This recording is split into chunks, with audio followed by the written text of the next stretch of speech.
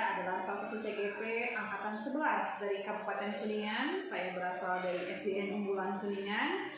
Kemudian pada kesempatan kali ini saya akan melakukan praktik baik terkait supervisi akademik dengan pendekatan coaching. Dalam kegiatan supervisi akademik ini dibagi menjadi 3 tahapan. Yang pertama adalah pra-observasi, kemudian yang kedua observasi, dan yang ketiga pasca observasi. Saya akan melakukan langkah pertama, yaitu percakapan coaching pada tahap pra-observasi kepada rekan sejawat saya, sahabat saya yang baik hatinya, Ibu Solehah ini. Mangga Ibu untuk memperkenalkan diri Ibu. Ya, terima kasih Ibu. Assalamualaikum warahmatullahi wabarakatuh. Perkenalkan, nama saya Ibu Memi Siti Aminah SPD. Saya mengajar di kelas 1 SD Negeri Unggulan Kuningan, Kecamatan Kramat Mulia, Kabupaten Kuningan. Baik Ibu, apa kabarnya hari ini? Alhamdulillah baik Ibu. Bagaimana kabar Ibu juga hari ini? Alhamdulillah, saya juga berjalan baik ya hari ini. Terima kasih loh Bu ya, sebelumnya mohon maaf nih mengganggu aktivitasnya. Apakah kira-kira Ibu hari ini ada waktu sebentar untuk kita ngobrol? Iya. Tidak apa-apa Bu, karena kebetulan saya juga lagi kosong, sedang pada PAI di kelas saya. Oke, baik ya Bu ya. Terima kasih ya Bu atas waktunya. Sebelumnya kita mau ngobrol nih. Kita kan akan melakukan kegiatan supervisi akademik ya Bu. Tetapi sebelum saya melakukan observasi ke kelas Ibu, terlebih dahulu kita melakukan kegiatan pra-observasi. Pada kegiatan ini selain kita bertanya jawab, saya juga ingin melihat kesiapan Ibu nih dalam rangka pembelajaran yang akan diobservasi nanti. Bu Memi, adapun tujuan dari observasi ini yaitu untuk membantu menggali potensi yang ada di dalam diri Ibu dan murid agar mampu mengembangkan kompetensi proses pembelajaran di kelas. Nah Ibu, sekarang saya ingin bertanya ya Bu ya, apakah tujuan pembelajaran yang ingin Bu Memi capai dalam proses pembelajaran yang akan diobservasi nanti di kelas Bu? Wah, kebetulan sekali ini Bu. Saya juga ingin berdiskusi dan belajar cara menciptakan proses pembelajaran yang nyaman dan menyenangkan bagi murid saya. Nanti pada saat observasi, saya akan mengajarkan materi tentang peristiwa siang dan malam. Tujuan pembelajarannya adalah yang pertama, setelah mengamati teks pada gambar tentang peristiwa siang dan malam, siswa dapat menuliskan kosakata yang berkaitan dengan peristiwa siang dan malam dengan benar. Yang kedua, setelah membaca teks bersama-sama yang ditayangkan pada layar proyektor, siswa dapat membaca teks pendek yang berkaitan dengan peristiwa siang dan malam, menggunakan lafal dan intonasi yang tepat. Dan yang ketiga, melalui penugasan, siswa dapat menulis dan menempel kata yang berkaitan dengan peristiwa siang dan malam dengan tepat. Kira-kira itu Bu, yang ingin saya capai. Baik Bu, berarti ada 4 tujuan yang ingin Ibu capai ya Bu ya? Betul. Pada saat pembelajaran nanti di kelas, yaitu yang pertama, siswa dapat mengidentifikasi kosakata yang berkaitan dengan peristiwa siang dan malam. Kemudian siswa juga mampu menuliskan kosakata tersebut, kemudian mampu membaca teks yang berkaitan dengan peristiwa siang dan malam dengan lafal dan intonasi yang tepat, serta melalui penugasan nanti, murid juga mampu untuk menulis, menggambar dan menempelkan kosakata yang berkaitan dengan peristiwa siang dan malam tersebut. Betul gitu ya Bu ya? Iya, betul sekali Ibu. Kemudian Bu, bagaimana pembelajaran Ibu sebelumnya nih? Boleh diceritakan kepada saya Bu? Jadi pada pembelajaran sebelumnya saya sudah melakukan proses pembelajaran dengan slide PowerPoint. Kemudian saya juga melakukan tanya jawab bersama siswa untuk mendorong siswa aktif dalam proses pembelajaran. Nah, saya pikirkan dengan slide PowerPoint dan metode tanya jawab tersebut dapat menciptakan pembelajaran yang aktif dan menyenangkan serta membantu siswa memenuhi kebutuhannya dalam memahami materi lebih baik. Akan tetapi pada proses evaluasi hanya beberapa murid saja yang mampu mencapai batas KKM yang telah ditentukan. Jadi tidak sesuai harapan ya Bu ya. Nah, menurut pengamatan Bu Memi sendiri, apakah yang menyebabkan hal itu terjadi? Kemungkinan karena saya hanya menyampaikan materi melalui slide PowerPoint saja. Jadi pembelajaran yang saya sampaikan belum berkesan sepenuhnya pada siswa, sehingga apa yang diharapkan belum tercapai. Sepertinya saya perlu menambah yang lain yang bantu siswa lebih memahami materi yang saya ajarkan. Nah, menurut Ibu, kira-kira kemampuan Ibu tersebut sebelumnya ada di rentang angka berapa nih antara 1 sampai 10? Mungkin angka 7, Bu. Dan setelah kegiatan yang kita lakukan, Ibu kira-kira ingin meningkatkannya ke angka berapa? Pastinya sempurna, tapi mungkin 9, Bu ya. Oke, siap Bu ya. Jadi selain apa yang Ibu sampaikan di atas, kira-kira ada lagi tidak Bu? Sepertinya juga pembelajaran kemarin yang saya lakukan belum memenuhi kebutuhan belajar siswa secara menyeluruh. Saya belum menyentuh siswa-siswa yang gaya belajarnya audiovisual dan kinestetik, karena kemarin masih memenuhi siswa yang hanya bersifat auditori saja. Mungkin itu.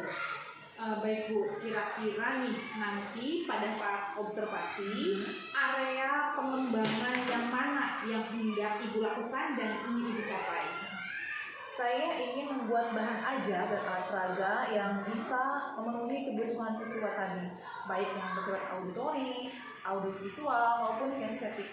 Seperti tadi yang auditori saya memperlihatkan slide PowerPoint. Untuk yang audiovisual saya akan memutarkan video, dan untuk yang kinestetik saya akan mengajak bernyanyi bersama-sama. Jadi saya ingin membuat FPP yang berdiferensiasi, yang KPD dan evaluasi pun saya akan mempertimbangkan sesuai dengan kemampuan dan siswa, sehingga membantu siswa lebih memahami materi yang saya ajarkan. Wow, keren sekali ya Bu. Harus buat Bu ini deh. Berarti area pengembangan yang Ibu lakukan menerapkan pembelajaran yang berdiferensiasi ya Bu ya, sehingga nanti mampu mengakomodir kebutuhan siswa dalam belajar. Gitu ya Bu ya? Betul sekali, Bu. Baik Bu, kemudian kira-kira strategi atau rencana apa yang akan Ibu persiapkan untuk memenuhi pembelajaran berdiferensiasi yang tadi disebutkan? Iya, saya akan membuat proses pembelajaran yang berbeda dengan sebelumnya, yaitu saya akan membuat alat peraga, bahan ajar, LKPD, serta evaluasi yang bisa memenuhi kebutuhan belajar siswa. Kemudian metode pembelajaran juga saya akan lebih menitik beratkan pada diskusi kelompok, tanya jawab, dan mengajak murid bersama-sama dalam membaca, melihat video, dan bernyanyi dalam memahami materi yang akan saya ajarkan. Selain itu juga saya akan membagi siswa sesuai dengan gaya dan minat belajarnya masing-masing, sehingga mempermudah siswa dalam memahami materi dan hasil yang diharapkan bisa tercapai. Mantap sekali ya Bu ya. Ibu akan mencoba hal yang berbeda dengan pembelajaran sebelumnya ya, untuk memenuhi kebutuhan belajar siswa dan mendorong hasil belajar siswa agar lebih maksimal tentunya ya Bu ya. Iya Bu, saya mencoba mengakomodir dari gaya dan minat belajar siswa. Seperti yang kita ketahui bahwa gaya belajar murid seperti yang tadi saya jelaskan di atas, ada yang bersifat auditori, audiovisual, dan kinestetik. Jadi saya membuat alat peraga dan bahan ajar yang bisa memenuhinya. Oke, bagus sekali Bu. Pembelajaran Ibu akan lakukan sudah berpusat pada murid. Untuk melakukan rencana tersebut, apakah Ibu melibatkan rekan sejawat atau ada yang bisa bantu Ibu untuk mewujudkannya? Ya Bu, jadi rencananya nanti pada saat membuat bahan ajar, RPP, alat peraga dan LKPD di sekolah pada saat jam kosong, dan pastinya akan berdiskusi serta meminta rekan sejawat untuk membantu saya. Jadi Ibu akan melakukan kolaborasi ya, kolaborasi untuk mewujudkan pembelajaran berdiferensiasi ini. Betul Bu, karena dengan bekerja sama saya yakin saya dapat saran dan masukan untuk melakukan yang terbaik, apa yang sesuai dan tidak sesuai, sehingga tidak hanya benar sendiri saja. Iya, betul sekali Bu. Jadi dengan kolaborasi kita dapat menyelesaikan hal berat menjadi terasa lebih ringan dan mampu menemukan solusi alternatif dari permasalahan yang didapat. Nah, kira-kira Ibu kapan nih akan melaksanakan pembelajaran tersebut? Saya sudah tidak sabar ingin melihat proses itu. Saya akan melaksanakan pembelajaran tersebut pada hari Jumat jam pertama Bu. Oke, baik Bu, berarti nanti pada hari Jumat jam pertama saya akan ke kelas Ibu ya Bu untuk melakukan supervisi kelas, untuk melakukan observasi atas proses pembelajaran yang sudah Ibu lakukan. Saya juga akan mencatat aspek pengembangan dan strategi yang Ibu lakukan ya. Baik Bu. Baik, semoga proses pembelajaran nanti ya Bu ya bisa berjalan dengan lancar dan tujuan yang Ibu harapkan seperti yang sudah kita bahas tadi dapat tercapai ya Bu sesuai harapan. Amin ya Bu, amin. Terima kasih Ibu doanya. Nanti setelah proses observasi selesai, kita ngobrol-ngobrol lagi ya Bu ya. Salam sehat dan bahagia. Terima kasih juga Bu atas waktunya. Sama-sama Ibu. Baik, terima kasih juga atas motivasinya. Sama-sama Ibu. Terima kasih semoga untuk sampai di sini ya Bu. Terima Iya. kasih. Wassalamualaikum warahmatullahi wabarakatuh.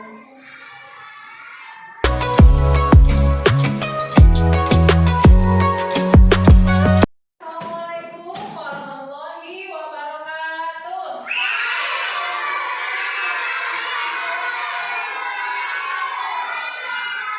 Selamat pagi semuanya. Apa kabar hari ini? Sudah sarapan belum?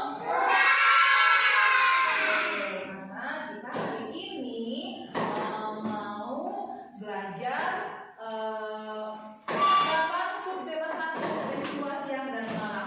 Tapi sebelumnya ya kita mau berdoa dulu. Silakan Arka ke depan pimpin doa dulu yuk. Oh Dikaila. Oh Arka sama Dikaila berdua pimpin doa dulu yuk. Oke, ditambah ya.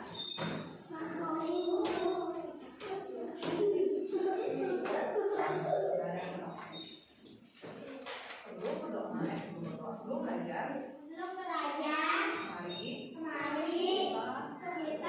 berdoa.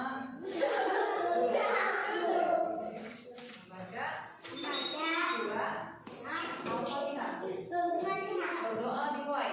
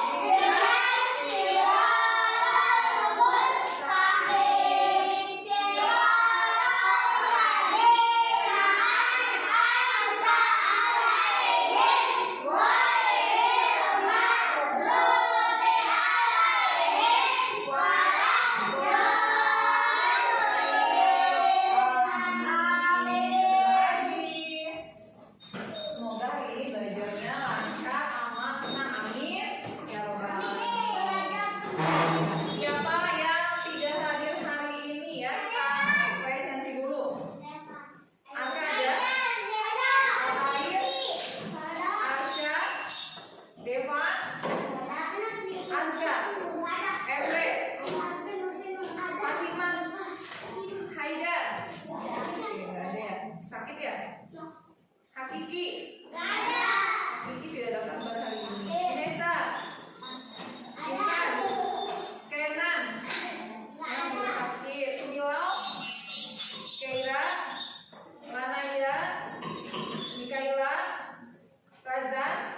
Razan udah berapa hari ya nggak masuk ya? Oh, ada kecelakaan. Oke, Muhammad Zikri. Doain ya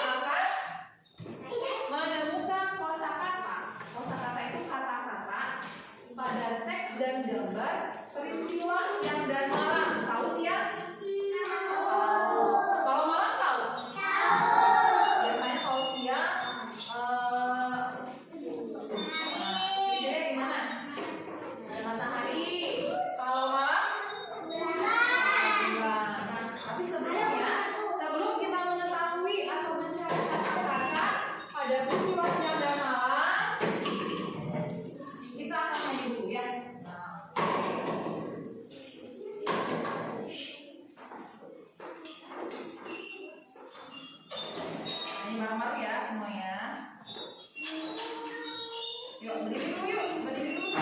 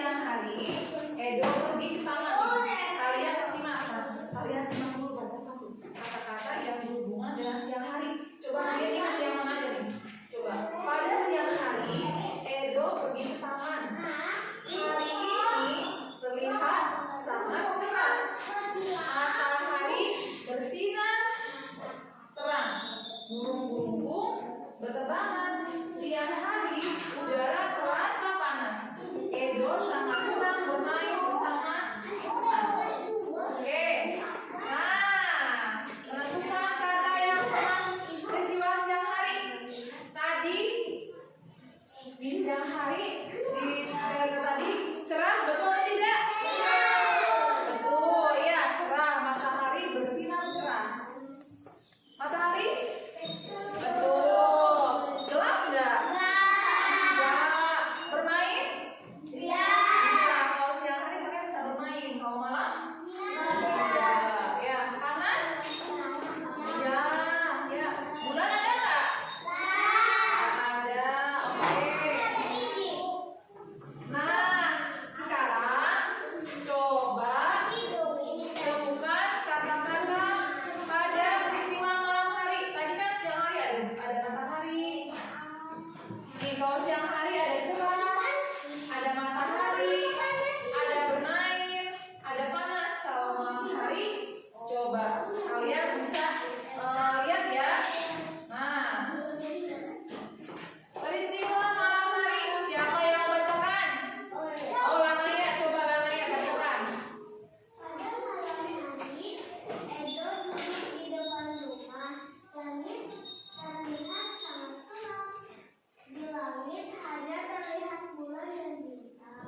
Kunang-kunang pun berterbangan. Udara malam terasa dingin. Saatnya Edo untuk beristirahat. Oke, satu orang lagi deh. Aska, coba baca yang keras. Aska.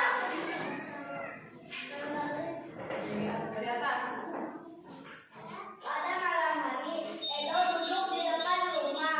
Langit terlihat sangat gelap. Di langit hanya terlihat bulan dan bintang. Kunang-kunang berterbangan. Udara malam terasa dingin. Saatnya Edo untuk istirahat. Emre deh, lagi Emre, coba. Pada malam hari, Edo duduk di depan rumah. Langit terlihat sangat gelap. Di langit hanya terlihat bulan dan bintang. Kunang-kunang pun berterbangan. Terus? Udara yang terasa dingin. Saat Edo untuk beristirahat. Nah. Bisa tepuk tangan dong buat Emre, Aska, sama Lanaya. Lihat dari sini, coba mana kata-kata yang berhubungan dengan malam hari. Coba kita lihat dulu. Lihat. Coba pilih aja sepuluh. Ini dalamnya apa sih? Tadi itu saya bergigit. Ibu akan berikan lembar kerja. Nah, kalian nanti catat ya kata-kata yang berhubungan dengan peristiwa di malam hari. Coba ditulis. Ya.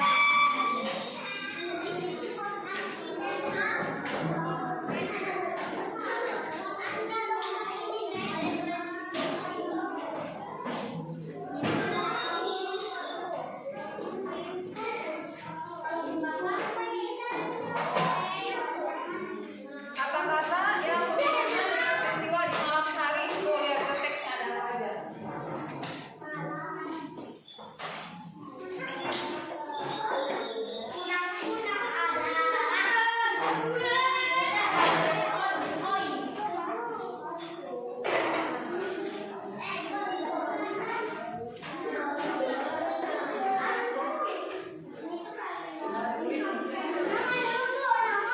Nama namanya di atas. Tulis nama. Di atas.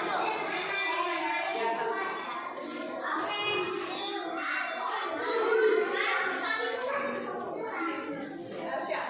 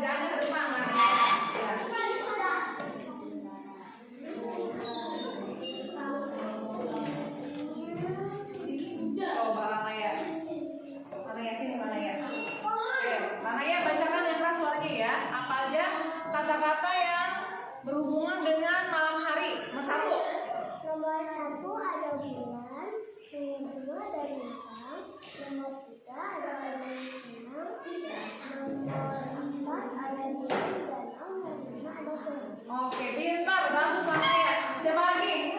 Enggak. Oke, Naira, coba Naira ke depan.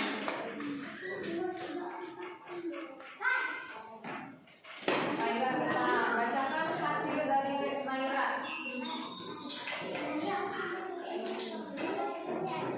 Coba, bacakan Naira. 1 ada apa? Susunya yang keras. Bulan. Nomor 2 gelap. Nomor 3 bintang. Nomor 4 kunang-kunang. Nomor 5 ya bintang jatuh. Oh, ada bintang jatuh katanya. Oke, coba lagi-lagi ya. Sekarang siapa yang ke depan? Syakil, coba Syakil. Ya, Hasan. Ya, oke. Nah, lanjut ya. Tadi kita sudah mengerjakan LKPD-nya masing-masing. Kita samakan yang pertama, kata-kata yang berhubungan dengan kosakata yang berhubungan dengan malam hari. Peristiwa malam hari. Yang pertama ada apa? Bulan. Yang kedua Fatim apa? Bintang. Yang ketiga Pemilau. Dingin. Oke. Coba. Oh, terima kasih ya. Ini yang duduk lagi. Syakil, yang keempat ada apa? Ini. Gelap. Oke. Air langga? Malam. Pintar ya semuanya. Bisa ya? Oke. Tadi hari ini kita sudah belajar apa saja? Peristiwa siang dan malam hari. Nah, coba kita ulang lagi ya. Kosakata yang terdapat pada peristiwa siang hari. Yang pertama apa? Matahari. Yang keduanya panas. Yang ketiga kalau siang hari gimana? Bermain. Terus cerah. Ya. Oh, yang malam hari apa? Yang malam hari tadi. Sebutkan lagi sama Azra. Sebutkan lagi sama Azra. Ayo. Ya, berdiri dulu yuk. Berdiri semuanya. Semuanya berdiri. Sebentar lagi kita mau istirahat, tapi harus berdiri dulu semuanya. Ingat, kalau satu apa? Kalau satu diam. Kalau dua jongkok. Kalau tiga putar. Kalau empat tepuk tangan. Ulang lagi. Kalau satu diam. Kalau dua jongkok. Kalau tiga putar. Kalau empat tepuk tangan. Konsentrasi. 1, 3, 4. Ayo. Betul, Naya. 1, 2, 3, 4. 5. Nggak ada 5. 3. Oke. Ya, terima kasih. Bagaimana pembelajaran hari ini? Ekspresinya gimana? Apakah begini? Apakah begini? Apakah begini? Coba gimana ulangi? Ekspresi itu coba tunjukkan.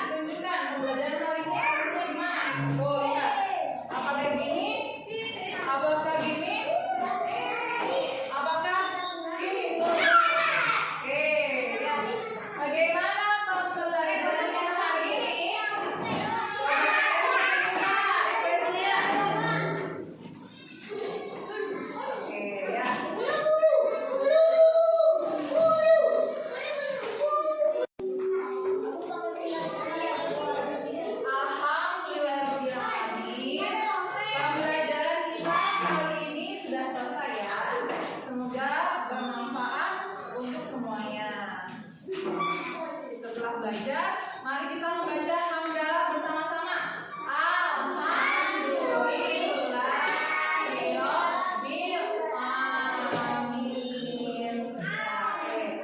Sampai ketemu lagi besok ya. Yuk, baca salam.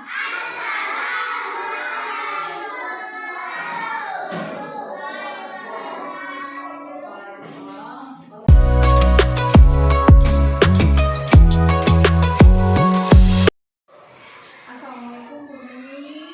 Waalaikumsalam warahmatullahi wabarakatuh. Nah Ibu, pada kesempatan kali ini merupakan rangkaian supervisi akademik pada tahapan pasca observasi. Setelah tadi saya sudah melakukan observasi di kelas umumnya. Terima kasih telah memberikan kesempatan dan waktunya untuk saya sehingga bisa mengikuti proses pembelajaran yang akan dilakukan di kelas. Coaching pasca observasi ini bertujuan untuk merefleksi diri atas proses pembelajaran yang telah dilakukan oleh Ibu kemarin. Ya, sebelumnya saya ingin mengatakan bahwa luar biasa sekali Ibu baru sekali telah melaksanakan pembelajaran di kelas dengan luar biasa. Bagaimana nih perasaan Ibu Neni setelah melakukan proses pembelajaran kemarin? Alhamdulillah Ibu, senang sekali bisa menerapkan apa yang sudah direncanakan dan membuat proses pelajaran menjadi lebih menyenangkan sesuai dengan kebutuhan murid tentunya. Siap Ibu, setelah kemarin saya mengamati proses pembelajaran Ibu di kelas ya, ada beberapa pertanyaan yang ingin saya tanyakan kepada Bu Neni. Nah, menurut Ibu, pembelajaran yang sudah dilakukan sudah sesuai dengan tahapan pada pembelajaran diferensiasi, berdiferensiasi atau belum? Menurut saya, pembelajaran yang sudah saya lakukan sesuai dengan tahapan pembelajaran berdiferensiasi, mulai dari segi konten, proses, maupun diferensiasi produk. Hal ini terlihat pada mulai kegiatan awal, inti, dan akhir, di mana siswa diberikan berbagai bahan ajar untuk memenuhi kebutuhan budaya dan minat belajar siswa. Proses yang berikutnya juga sesuai dengan gaya belajar mereka, meskipun mungkin masih ada sedikit-sedikit kekurangan. Insya Allah kedepannya tidak itu lagi. Oke, Bu Neni sudah berhasil ya melakukan proses pembelajaran sebagaimana catatan saya di sini. Ibu sudah melakukan sesuai dengan tahapan, mulai dari kegiatan awal, inti, kemudian penutup. Nah, tadi Ibu menyebutkan ada sedikit kekurangan, betul begitu. Nah, di sebelah mananya nih Bu kekurangannya? Saya tadi pada saat pengelompokan sesuai gaya dan belajar siswa masih bersifat acak dan belum sesuai dengan fakta dan data. Saya meminta siswa membuat lapangan mana yang sesuai dengan gaya menulis, gambar, dan estetik. Begitu ya Bu ya. Nah, kira-kira untuk mengatasi hal tersebut, rencana apa yang akan Ibu lakukan ke depan untuk memperbaikinya? Rencana saya ke depannya akan mengelompok siswa sesuai dengan gaya dan minat belajar melalui tes awal terlebih dahulu, sehingga lebih akurat dan pasti. Mungkin saya akan membuat tes atau berbentuk questionnaire. Baik Bu. Nah, selain itu ada lagi yang bisa Ibu lakukan untuk memperbaiki atau meningkatkan pembelajaran di depannya? Saya tentunya akan lebih berkonsentrasi lagi dalam memiliki konten yang bersifat konkret, terus yang lebih mendukung dan mengarahkan siswa dan mencari lebih banyak informasi dan harus berbenah diri dengan cara berdiskusi dan meminta saran pada kasih jawab ataupun atas proses pembelajaran yang dilakukan. Seperti itu ya Bu ya. Iya. Nah, kemudian kapan kira-kira Ibu akan melaksanakan segenap tahapan proses yang sudah Ibu sampaikan tadi? Kedepannya pada proses pembelajaran berikutnya saya akan membuat tes awal untuk mengetahui kesiapan belajar, gaya dan minat siswa, kemudian membuat dan memanfaatkan alat pelajaran yang lebih konkret. Seperti itu ya Bu ya. Betul sekali. Ibu akan lebih konsisten berarti di sini ya Bu ya, ke depannya untuk menerapkan pembelajaran berdiferensiasi dalam memenuhi kebutuhan belajar murid. Gitu ya Bu ya. Ya. Bagaimana tanggapan Ibu atas kegiatan supervisi akademik melalui pendekatan coaching yang kita lakukan ini? Oke. Menurut saya kegiatan supervisi akademik ini sangat bermanfaat karena ketika di supervisi saya lebih mengetahui apa kelebihan dan kekurangan saya.